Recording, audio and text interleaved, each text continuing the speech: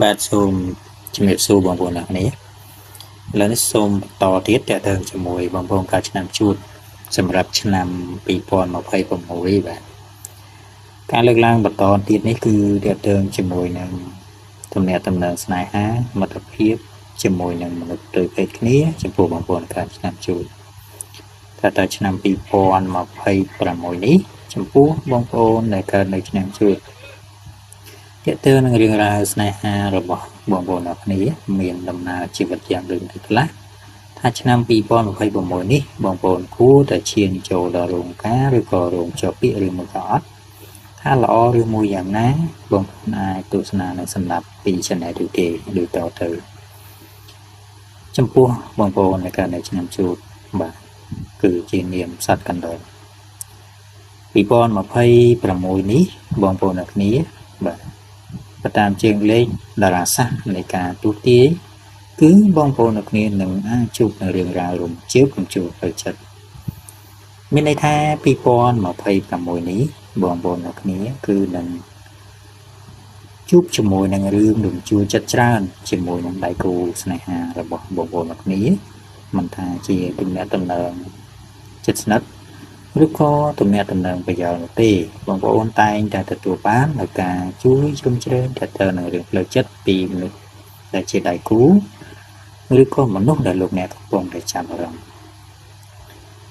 មានន័យថាបងប្អូនអ្នកនេះអាចមានទំនាក់ទំនងល្អជាមួយគាត់ដោយប្រការផ្សេងក្នុងការទំនាក់ទំនងបើសិនជាបងប្អូនចង់ស៊ីជម្រៅបន្ថែមទៀតនោះគឺនឹងងាយស្រួលមែនទែននៅក្នុងឆ្នាំ2026នេះសម្រាប់បងប្អូនដែលកើតនៅឆ្នាំជួតតើតើនឹងជីវិតស្នេហារបស់បងប្អូនទាំងអស់គ្នាគឺមានភាពផ្អែមល្ហែមខ្លាំងបាទបើលោកអ្នកចង់ចងស្ពានមានមេត្រីឬក៏ទំនាក់ទំនងណាមួយឬចង់បង្កើតគ្រួសារនៅឆ្នាំ2026នេះគឺជាឱកាសដែលបងប្អូនទាំងអស់គ្នាអាចចាប់ផ្ដើមបានហើយ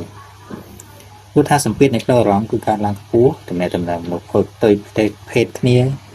គឺមានត្រីកង់នៃការចាប់រលកសញ្ញាល្អច្រើនដែលធ្វើឲ្យលោកអ្នកអាចទំនាក់ទំនងជាមួយគ្នាយ៉ាងស្អិតរមួតឬក៏ងាយស្រួលក្នុងការទំនាក់ទំនងជាមួយគ្នាមែនទែនមានន័យថាចាប់ដើម2026ព្រាមគឺបងប្អូនមានកម្លាំងនេះតលតែម្ដងដែលអាចជួយឲ្យបងប្អូនគ្នាអាចចាប់ឬក៏អាចទំនាក់ទំនងជាមួយមនុស្សជុំវិញខ្លួនយ៉ាងងាយស្រួលមិនថាបងប្អូនជាភេទប្រុសឬក៏ភេទស្រីនោះទេជាពិសេសបងប្អូនដែលនៅលាវបងប្អូនដែលកើតនៅឆ្នាំជួតបាទគឺបងប្អូនជួបនឹងរឿងរ៉ាវស្នេហាល្អច្រើនក៏មិនពិតក៏ប៉ុន្តែនៅចន្លោះ2026នេះបងប្អូនក៏មានជួបរឿងបែកខ្លះដែរជាមួយនឹងដៃគូរបស់បងប្អូនគ្នាតែការបែកបាក់នេះក៏ដោយសារតែបងប្អូនគ្នាមានចិត្តស្រាលមានចិត្តរវើរវាយច្រើនដែលធ្វើឲ្យបងប្អូនគ្នាមិនមានលំនឹងដូចជាដៃគូអញ្ចឹងបងប្អូនអាចចាប់ដៃគូ1 2 3 4 5មិនស្កប់ស្កល់អញ្ចឹងទៅគឺធ្វើឲ្យលោកអ្នកប៉ះពាល់ទៅដៃគូជីវិតពិតប្រាកដរបស់បងប្អូនគ្នាចឹងហើយ2026ដើម្បីរក្សាកុំឲ្យមានការបែកបាក់គូស្នេហ៍បាទតែមិនបាច់បារម្ភទេការបែកបាក់នេះគឺលក្ខណៈបណ្ដោះអាសន្នទេមិនមានអ្វីជាអចិន្ត្រៃយ៍នោះឡើយក៏ប៉ុន្តែក៏មិនអាចមើលឃើញដែរបើសិនជាបងប្អូនគ្នាធ្វើប្រហែសខ្លាំងនោះผมឃើញលោកគ្រូទាយថាបាយបណ្ដោះអាសន្នចេះតែតាក់ទង1 2 3 4 5ប្រយ័ត្នបញ្ហាដាក់ខ្លួនចឹងហើយត្រូវប្រយ័ត្នប្រយែងតិចចំពោះចំណុចនេះតែបើបែកបាក់អីមិនបាច់ភ័យខ្លាំងទេបើបងប្អូនគ្នាជំនួសស្មោះត្រង់អាចនឹងត្រូវគ្នាវិញលឿនទេតែបើបងប្អូនគ្នាជាមនុស្សដែលមានចិត្តងាយច្រើននោះលោកគ្រូមិនទាំងងាយជូនទេអាចបែករហូតក៏ថាបានចឹងវាអាស្រ័យលើបងប្អូនដែរអាចមានការយល់ច្រឡំខ្លះចឹងទៅធ្វើឲ្យបែកបាក់គ្នាមួយរយៈចឹងទៅតែបើសិនជាបងប្អូនគ្នាមិនមានចំណងស្មោះត្រង់ទេអាចនឹងបែកគ្នារហូតក៏ថាបានសម្រាប់2026នេះបងប្អូនគ្នាបាទគឺជាឆ្នាំមួយដែលបងប្អូនគ្នាមានរាសីឡើងខ្លាំងទាក់ទងនឹងរឿងស្នេហាបើចង់សារភាពស្នេហ៍អីហ្នឹងក្នុងចន្លោះខែសីហានិងខែវិច្ឆិកាគឺទំនាក់ទំនងរបស់បងប្អូនគ្នាល្អខ្លាំង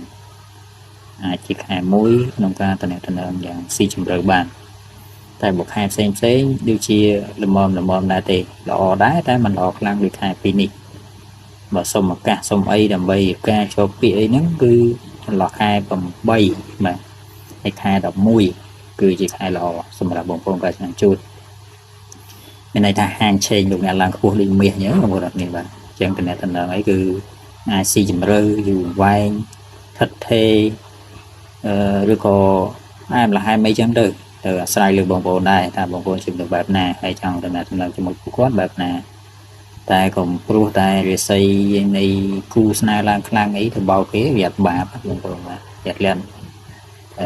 មានកម្មពៀអញ្ចឹងបាទតែវាប្រយ័ត្នតិចបាទកុំតាក់ទងបានប្រយ័ត្នបោកគេទេបើប្រកាន់ប្រយ័ត្នវេទនាថ្ងៃក្រោយតាក់ទងនឹងគូស្វាមីភរិយាវិញម្ដងចន្លោះ2026នេះបងប្អូននៅកាន់ឆ្នាំជូតតាក់ទងនឹងគូស្វាមីភរិយាបើជើងលេខនេះគឺមានការយល់ច្រឡំងាយតិចតួចតែការយល់ច្រឡំនេះវាជាមិនខ្លាំងអីទេបាទល្មមដែរទេអញ្ចឹងកុំព្រួយបារម្ភពេកអីតែបើជាបានកុំឲ្យមានរឿងគាត់ថាតែមានរឿងហើយវាពិបាកកែវប្រេះអីវាបាក់សារចូលឡើងវិញអញ្ចឹងទៅវាប្រយ័ត្នតិចអ្នកដែលមានគូហើយដូចជាគូដណ្ដឹងគូស្វាមីភរិយាអញ្ចឹងគូសង្សារទៅនឹងរាប់សិបឆ្នាំមកហើយអញ្ចឹងជាយើងកុំឲ្យមានរឿងបាទតែរឿងនេះគឺកើតឡើងបើជាងលេខ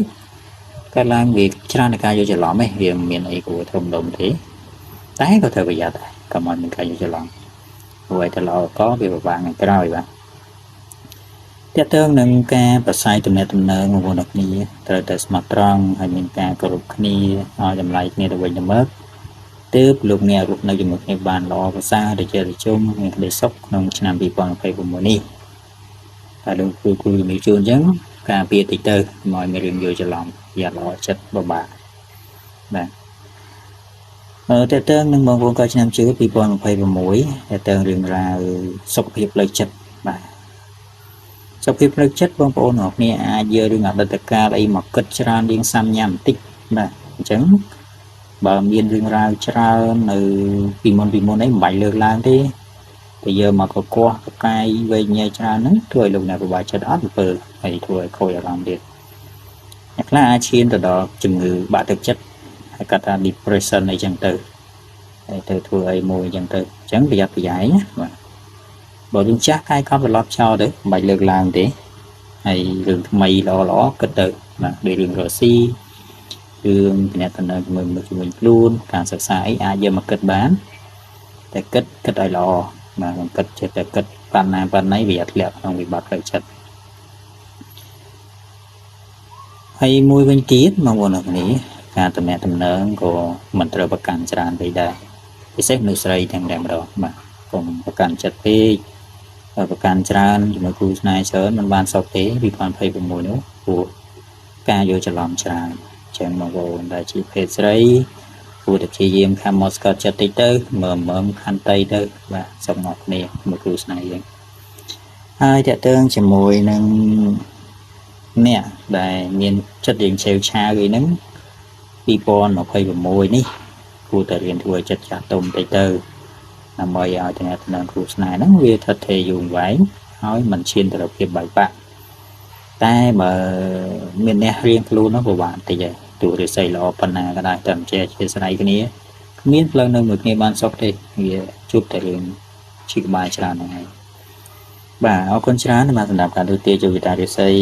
ទៅនឹងរាស្នេហាគូស្នេហ៍កំឡោះកំមុំប្តីប្រពន្ធគូសង្សារគូដណ្ដឹងអីជាដើមហើយលោកគ្រូជំរាបជូនសម្រាប់ឆ្នាំ2026នេះសូមចប់ប៉ុណ្ណេះហើយលោកគ្រូនឹងចេញវីដេអូក្រោយៗទៀតទៅនឹងឆ្នាំជូតទៅនឹងជាមួយរឿងហិរញ្ញវត្ថុវិស័យទូទៅនេះក៏ការសរសេរជាដើមបន្តហើយសូមឆ្លេះប៉ុណ្ណេះដោយសារវីដេអូដូចជាវែងដែរហើយបាទអរគុណច្រើនសូមជម្រាបលា